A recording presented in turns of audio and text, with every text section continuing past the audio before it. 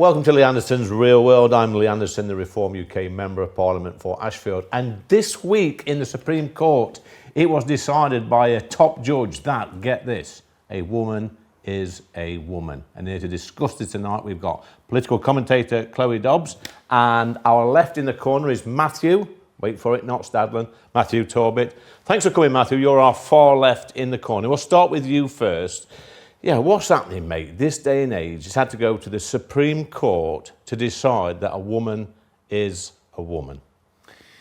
What's happening, I suppose, is clarifying what the law is. The law, as I've always understood it, and up until the point of the last general election, I was still working for Labour MPs. My advice was that the Equalities Act quite clearly states that women are allowed single-sex spaces. That's still the case. I think there are women that feel like their rights were being rolled back a little bit. They were fearful of potential people with nefarious aims and therefore wanted clarification on that, and the judge has ruled as he did. Do you think they make a fair point, though, some of these women? Women like my mother and my sisters and my nieces feel intimidated when they go into supposedly women-only spaces and somebody turns up 6'5", feet like barges, a wig on, bit of lippy, and it's obviously a bloke. I think it can depend. I think you have people like you outline that may have nefarious means and are dressing up and maybe... Well, you can take it from me, Matthew. I don't dress up and I won't be going in women's changing room. Chloe, over to you, darling. Look, Matthew, you're making this sound far more mild and far less heated than it actually has been. Let's not forget the horrific abuse that people like J.K. Rowling have had. Obviously, she's a high-profile picture, but there are far, far more women who, for simply stating the obvious, that, you know, a woman is a biological woman, have received absolutely horrendous abuse. There's been so much animosity in this debate. Now, the Equality Act was written at a time when there really was no question about what a woman is. It's only been in the past few years where we've got to this place where we've got this nonsense, where we've got loads of people who genuinely believe that a man in a frock is literally a woman. So hence there definitely was some clarification needed, and I'm very happy to see that the judges actually did the right thing and restored sanity. I feel like this sets a huge precedent, sends a very strong message to a lot of trans rights campaigners who have been advocating for things which are quite frankly very dangerous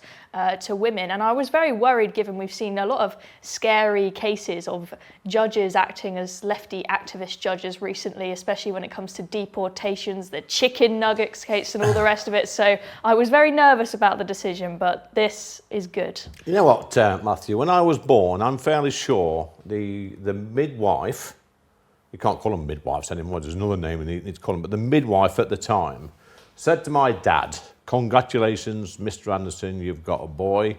And I'm fairly sure that when my sisters were born, the midwife would have said, "Congratulations, Mr. Anderson, you've got a daughter." We know the difference between a man and a woman. Why has it had to go to court for a judge to say what a woman is?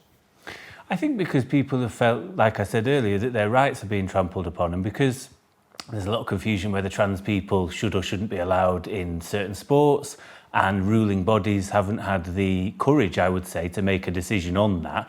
There's left a big grey area, and there's been a lot of ambivalence. I think the one thing about yesterday, though, that I think still leaves a grey area is trans people will still want to play in sport. So therefore, do you have what Sharon Davis has called for, sort of an open category, and therefore anybody can take part, male, female, whatever? Well, it's interesting you say that, Matthew, because, you know, if we had like an open, like, for example, and this is no disrespect to women, Chloe, if we said the next Olympic Games, there's going to be no women's categories, and no men's categories, it's just open, you all compete in the same races, how many women would actually get to the Olympic Games? None. It would just be all men. It would be all men, and there is absolutely no denying whatsoever that there are huge differences between men and women in sport. We recently just had two biological men contesting a women's pool final, which I thought was just such a slap in the face to women. And some people said, "Oh, you know, it's not boxing, it's not running, it's just, you know, pushing some balls around a table." But there are differences in almost every single sport, and it is so important that there's this clarity.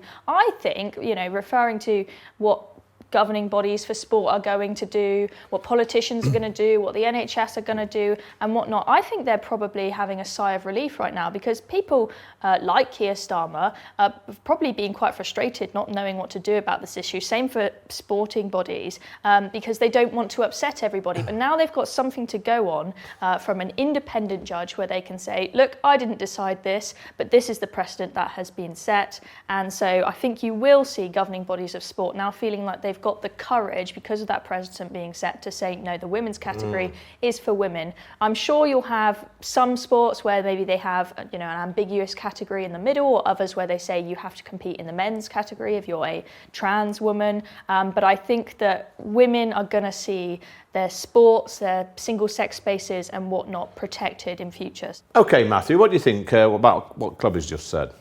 So I think what Sharon Davies has proposed is that you wouldn't just have an open category and that's it. You'd have a male category, a female category, and then to ensure that lots of other people can take part, you'd have an open category as well. So it'd be adding to the Olympics. Yeah. I think there are Olympic sports that men and women do compete in, whether that be tennis, golf. I think sailing is another. So there is opportunity. But the other thing that I think leaves a bit of a grey area is the Supreme Court had ruled, correctly, that the gender recognition certificate does not allow you to be a woman. That doesn't allow you to be a woman, biologically, legally, whatever. I've got a mate who's a trans man, right? He looks more of a bloke than me. I didn't know for 2 years that he was even a woman previously. It's only until he told me.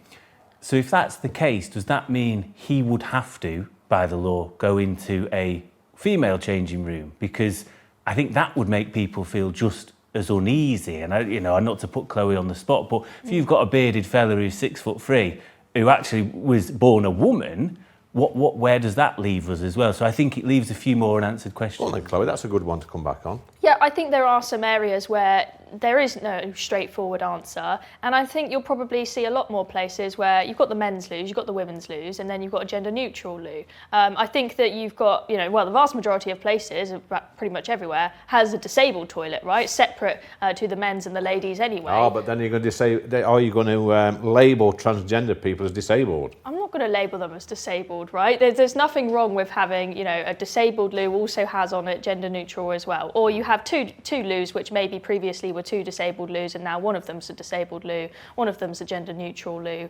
So I don't see there's really too much of an issue there. There will be some cases where there are some teething problems, but I think that we are earing towards the side of protecting women's safety now. We've had some really scary reports come out recently about what's happening at leisure centres, where the advice was that you should have these, gender neutral changing rooms. And although they had cubicles, these cubicles were not right from the floor to the ceiling, men were putting cameras over, women were being, sexually assaulted in horrific numbers. Well, we had this back in the day, Matthew, my local swim baths in Sutton in Ashfield. We had the odd pervert turn up and ended up in the wrong changing rooms, but they were soon carted off to the local NIC and probably sent away for a few months. But let's talk about schools. And, kids are being taught now at school that they could be 72 different genders. Is that the next thing that's got to stop, do you think? I think, listen, people are free to do what they want, but I think that's silly. Yeah. I think I read earlier in the week that kids were being taught that anybody can have periods. I think we have to be truthful about what biology is. What's driving this nonsense, though, Matthew?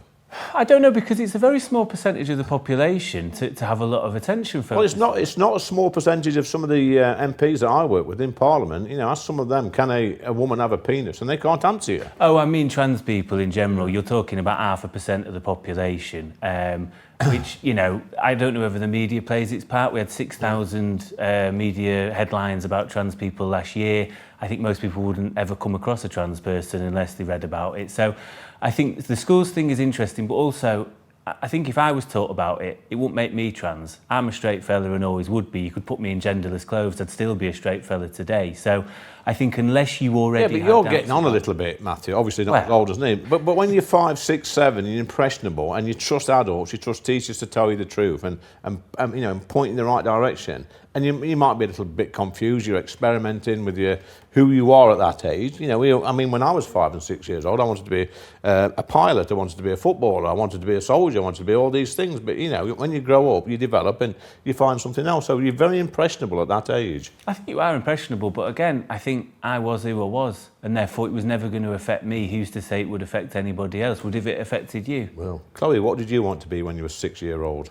Well, I was fully convinced that I was a mermaid, but at some point, I thought I was half mermaid. I thought I was half cat at one point. But at some point, you grow up, and the adults. But what if around your you teacher don't would have said to you, vindicate. Chloe, you're a mermaid. You are a mermaid. Well, then I might have believed it, right? And that's what is happening with these kids, right? Kids are going to say all sorts of silly things, but then they need to be given a dose of reality by the adults. And as you say, when you're at that young age and you're developing, a lot of teenagers, they really struggle with insecurities, girls especially with body insecurities. You know, I want different colour hair, I want to be skinnier, and this and that, not sure about their sexuality. And so I understand that teachers, they want to be able to give people the space to talk about that. There are a lot of people who were gay in school many years ago who were absolutely terrified to come out, and now people feel more welcome to do so. Yeah. But where we're ending up now is you've seen a lot of scary cases of people who, you know, were probably just gay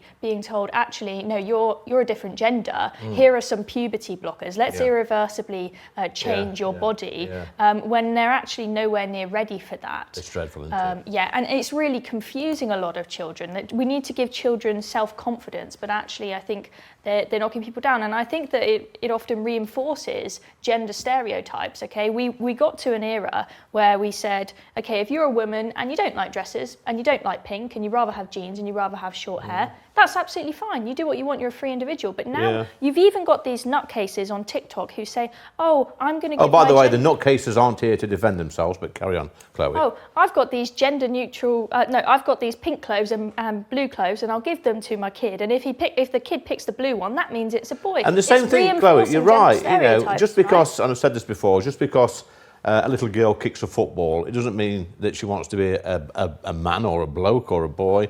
And if a little boy picks up a doll, a Cindy doll, it doesn't mean he wants to be a girl. They're just curious. They're just playing, they're experimenting. But guys, that's a great debate.